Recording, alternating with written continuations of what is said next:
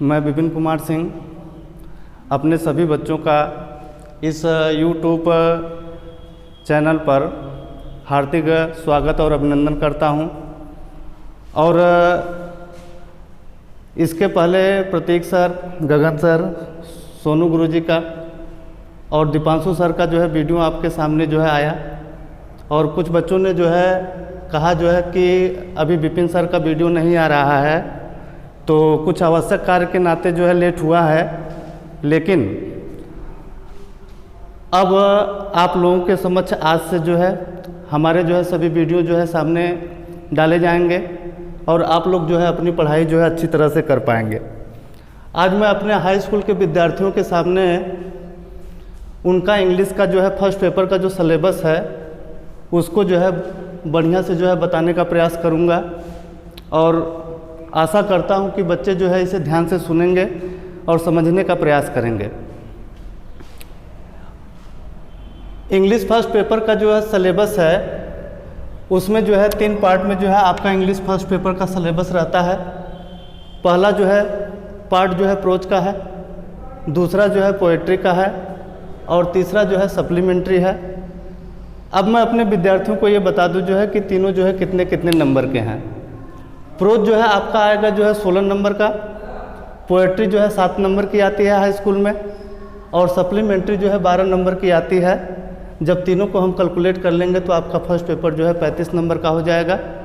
और 35 नंबर ये, उसके बाद जो है इंग्लिश सेकंड पेपर जिसको हम ग्रामर कहते हैं उसका भी जो है सिलेबस मैं आपके सामने जो है रखूँगा। तो 35 नंबर फर्स्ट पेपर और 35 नंबर जो है सेकंड पेपर, ये मिला के जो है आपका पेपर जो है 70 नंबर का आता है। तो मैं अपने विद्यार्थियों के सामने प्रोज का जो 16 नंबर है इसमें जो है उनको जो है 4 क्वेश्चन जो है दिए जाते हैं। चारों क्वेश्चन जो है किस तरह से हैं विद्यार्थी जो है ध्यान देंगे। लिखा गया है कि read the following passage carefully, passage carefully and answer the question given below it, given below it। ये इनका जो है पहला क्वेश्चन रहेगा। विद्यार्थी समझने का प्रयास करेंगे कि इस क्वेश्चन में जो है क्या रहता है। प्रोज में उनके जो है 6 चैप्टर हैं, 6 चैप्टर में से कहीं से भी उनको जो है पैसेज दिया जाएगा। उस पैसेज के नीचे 4 क्वेश्चन दिए जाएंगे, तो प्रत्येक क्वेश्चन जो है 1-1 नंबर का रहेगा, यानी कि उनका जो है पहला क्वेश्चन ये जो है 4 नंबर का रहेगा। अब दूसरे क्वेश्चन में जो है उनका है लॉन्ग आंसर टाइप का क्वेश्चन आता है। ये भी जो है उनका 4 नंबर का ही रहता है, जिसमें क्वेश्चन जो है उनके सामने इस तरह से लिख के आता है कि answer any one, answer any one of the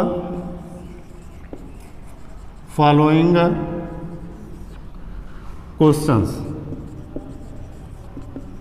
यानी कि विद्यार्थियों को जो है ये समझना है कि ये लॉन्ग आंसर टाइप का क्वेश्चन जो है उनके सामने जो है रहेगा। क्वेश्चन नंबर 2 है, ये क्वेश्चन भी जो है 4 नंबर का आता है। विद्यार्थियों को जो है 2 लॉन्ग आंसर टाइप क्वेश्चन जो है दिए रहेंगे, जिसमें उनको जो है सिलेक्शन जो है एक क्वेश्चन का करना है, और एक क्वेश्चन का सेलेक्ट करके 4 नंबर का ये क्वेश्चन जो है उनको हल करना होता है। इसके आगे जो है तीसरा क्वेश्चन है शॉर्ट आंसर टाइप क्वेश्चन, जिसमें जो है लिख के आता है जो है कि answer any two, answer any two of the following questions, answer any 2 of the following questions। ये क्वेश्चन शॉर्ट आंसर टाइप में है, जिसको जो है विद्यार्थियों को जो है 25 शब्द से ज़्यादा में जो है आंसर नहीं देना पड़ता है। 25 शब्द में जो है विद्यार्थी जो है इसका आंसर देते हैं। 3 क्वेश्चन की कुल संख्या रहती है, सिलेक्शन जो है 2 का करना होता है। प्रत्येक क्वेश्चन जो है 2-2 नंबर का रहता है, यानी कि ये शॉर्ट आंसर टाइप क्वेश्चन भी जो है आपका जो है 4 नंबर। और इसके पहले जो है प्रोज में जो दूसरा क्वेश्चन था जिसमें लिखा गया है कि answer any one of the following question, जिसमें जो है 2 क्वेश्चन रहेगा, जो है सिलेक्शन जो है आपको एक का करना होगा। और इसका उत्तर हमारे विद्यार्थी जो है 60 शब्दों में जो है यानी कि 60 वर्ड्स में देते हैं। तो पहला क्वेश्चन 4 नंबर का, दूसरा 4 नंबर का, तीसरा 4 नंबर का, 12 नंबर जो है ये आपका हो गया। अप्रोच का जो है चौथा क्वेश्चन है matching the word. Question number 4 में है कि मैचिंग द वर्ड। इसमें जो है बच्चों को जो है शब्दों का जो है मिलान करना होता है। कॉलम में, कॉलम बी, ये जो है 2 कॉलम जो है दिए रहते हैं। कॉलम ए के शब्दों को हो सकता है उनके सिनोनिम से मिलान करना हो, कॉलम ए के शब्दों को हो सकता है कि कॉलम बी के जो है एंटोनिम से मिलान करना हो। ये क्वेश्चन जो है पूरी तरह से बच्चों का जो है वर्ड पावर पर डिपेंड करता है कि उनका जो है वर्ड पावर जो है कितना मजबूत है। वर्ड पावर बढ़िया रहता है तो ये 4 नंबर का क्वेश्चन जो है उनका क्लियर रहता है। इन 4 नंबर को अर्जित करने में जो है उन्हें कोई दिक्कत नहीं होती है, कोई परेशानी नहीं होती है। तो इस तरह से जो है इंग्लिश फर्स्ट पेपर का अप्रोच का जो है ये 4 क्वेश्चन, 4 नंबर जो है पैसेज से है, 4 नंबर जो है लॉन्ग आंसर टाइप का है, 4 नंबर जो है शॉर्ट आंसर टाइप का है, और चौथा क्वेश्चन जो कि प्रोज का अंतिम क्वेश्चन है जो है मैचिंग द वर्ड है, हमने बताया। ये जो है 4 नंबर मिला के जो है आपका 16 नंबर जो है कंप्लीट हुआ। और जैसे ही जो है 5वां क्वेश्चन शुरू होगा, बच्चों को ये समझ जाना है जो है कि पोएट्री से क्वेश्चन जो है शुरू हो चुके हैं। पोएट्री में कैसे क्वेश्चन आता है, जितनी भी पोएम आपकी किताब में है उस किताब से कहीं से भी जो है आपको स्टैंजा जो है दिया जाएगा। स्टैंजा आपका 4 लाइन का हो सकता है, 6 लाइन का हो सकता है, 8 लाइन का हो सकता है। आप उस स्टैंजा को जो है देखेंगे और उस स्टैंजा के नीचे जो है 3 क्वेश्चन दिए रहेंगे और प्रत्येक क्वेश्चन जो है 1-1 नंबर का होगा। प्रत्येक क्वेश्चन 1-1 नंबर का रहेगा। क्वेश्चन सामने किस तरह से रखा जाएगा जरा देखिएगा। Read the following stanza, read the following stanza carefully and answer the question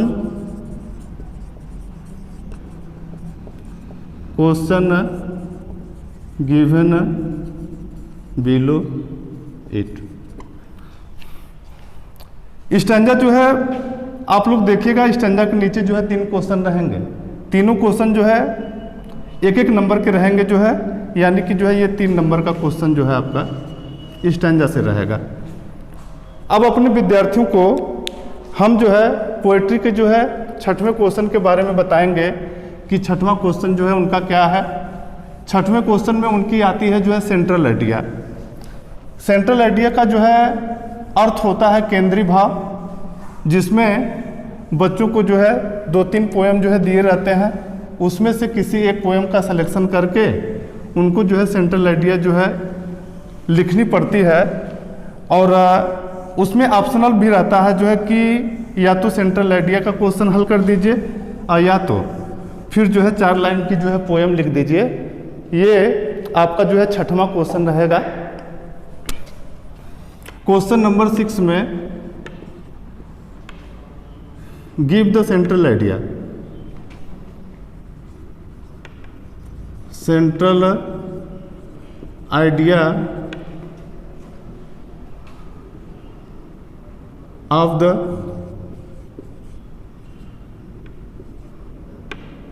following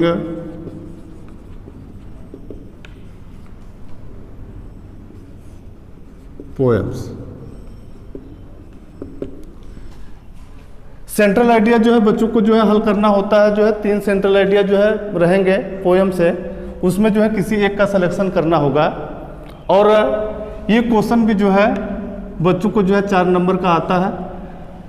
अगर जो है बच्चों को सेंट्रल आइडिया नहीं आती है तो उनके लिए ऑप्शनल आर्य अथवा करके जो है नीचे एक क्वेश्चन और लिखा रहता है कि राइट 4 लाइन्स पोएम्स,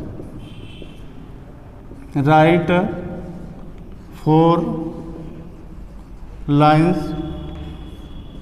पोयम। या तो सेंट्रल आइडिया आता है तो सेंट्रल आइडिया हल कर दीजिए, 4 लाइन की कविता आती है जो है तो 4 लाइन की कविता हल कर दीजिए, दोनों में से एक ही करना है। सेंट्रल आइडिया हल करेंगे जो है तब भी 4 नंबर रहेगा, और 4 लाइन की कविता लिखेंगे जो है तब भी जो है आपका 4 नंबर ही रहेगा। हाँ, लेकिन विद्यार्थी ये ध्यान दें कि 4 लाइन की जो आप कविता लिखेंगे आपके पेपर में जो है, हाँ, वो 4 लाइन जो है नहीं होनी चाहिए। आपके जो है अंक बराबर हैं, चाहे आप सेंट्रल आइडिया हल करिए, 4 लाइन की जो है पोएम लिखिए। जैसे ही जो है क्वेश्चन नंबर जो है 7 शुरू होगा, उसमें जो है सप्लीमेंट्री का पोर्शन जो है आपका शुरू हो जाएगा। 7वें क्वेश्चन में जो है 60 आंसर रहता है सप्लीमेंट्री से, उसमें लिख के आता है कि आंसर एनी टू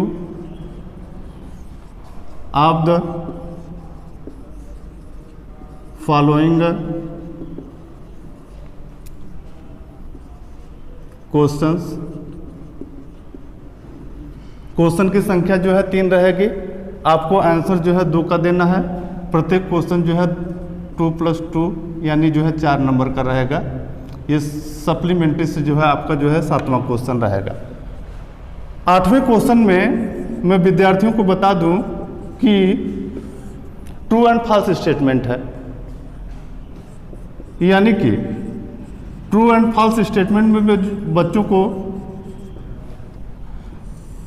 सप्लीमेंट्री के जो है जितने भी चैप्टर हैं वहीं से कहीं से स्टेटमेंट आपके सामने जो है रखे रहेंगे, और आपको 4 स्टेटमेंट जो है सामने रहेंगे, और चारों स्टेटमेंट को आपको पढ़ना है।